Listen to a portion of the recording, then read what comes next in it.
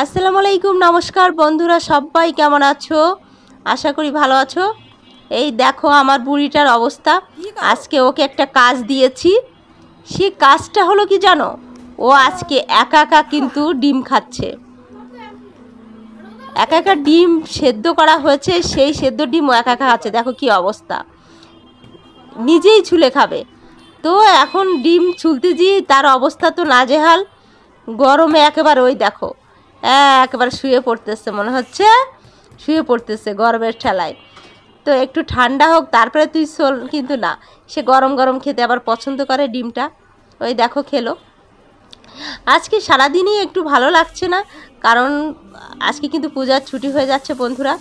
তো সিম্পল রান্না করলাম, যতটুকু সময় পেয়েছি ততটুকু সময় কিন্তু তাড়াতাড়ি তাড়াহুড়াকে রান্না করলাম। তো বন্ধুরা, তোমরা সবাই কেমন আছো? এই দেখো আমি আজকে কিন্তু পটলের তরকারি রান্না করছি। অতটা বেশি মজা হয়নি, কিন্তু তারপর একটু কষিয়ে ঝোল দিয়ে কোনো মতে একটা মাছ দিয়ে রান্না করলাম। আসলে সবসময় রান্না করতে ভালোও লাগে না। এই দেখো, এটা হচ্ছে বাটা মাছ। বাটা মাছ আজকে সবজি দিয়ে রান্না করে ফেলেছি। আর সবজিতে কারি মাঝে মধ্যে খেতে হয়, তা নাহলে কিন্তু শরীরটা আসলে খারাপ হয়ে যায়। বিশেষ করে ঝোলের তরকারি খাওয়াই হয় না। তো আজকে একটু ঝোল করে রান্না করলাম। জানি না আপনাদের কাছে কেমন লাগবে। তো এটাই কিন্তু শেয়ার করছি, যেহেতু লং ভিডিও দিতে হবে। গতকাল লং ভিডিও দেওয়া হয়নি, আজকে কি দিব ভেবে ভেবে আসলে সবসময় কিন্তু হাতের কাছে সব কিছুই থাকে না। থাকলে কিন্তু তাড়াহুড়া কি রান্না করা যায়, কিন্তু রান্না করাটা কেন যেন অলস লাগে। তো বন্ধুরা, শুধু ভিডিও দেওয়ার জন্য কিন্তু ভিডিওটা ছাড়লাম। এরপরে রান্না করেছি কি জানো? পাতলা ডাল। তো পাতলা ডাল খেতে কি কি পছন্দ করো আমার কাছে বলো। আমার কাছে কিন্তু সত্যি অনেক ভালো লাগে পাতলা ডাল খেতে।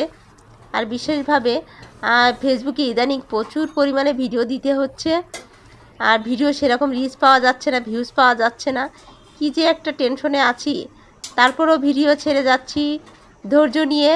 বন্ধুরা, তোমরা একটু সাথে থেকো, সবাই যেন আসলে ভালো কিছু করতে পারি। আসলে তেমন ভালো ভালো ভিডিও দেওয়া হয় না তোমাদের দেখার জন্য, যেটা আসলে ভাইরালের মতো আমরাও বুঝি, কিন্তু দিতেই হবে তাই দিই, এটা হচ্ছে কথা। এই দেখো, ডালটাও কিন্তু রান্না করলাম শুকনা মরিচ দিয়ে, আর সম্পূর্ণ রান্না করেছি আমি রসুন দিয়ে। আজকে রসুন আর শুকনা লঙ্কা দিয়েছি ফোড়ন। রসুনের ফোড়ন দিলে কিন্তু ডালটা কিন্তু খেতে সত্যি অসাধারণ লাগে। তোমাদের কাছে কেমন লাগে জানি না, যারা যারা খেয়েছো তারাই বুঝবে রসুনের ফোড়ন দিলে ডালটা কত মজা হয়।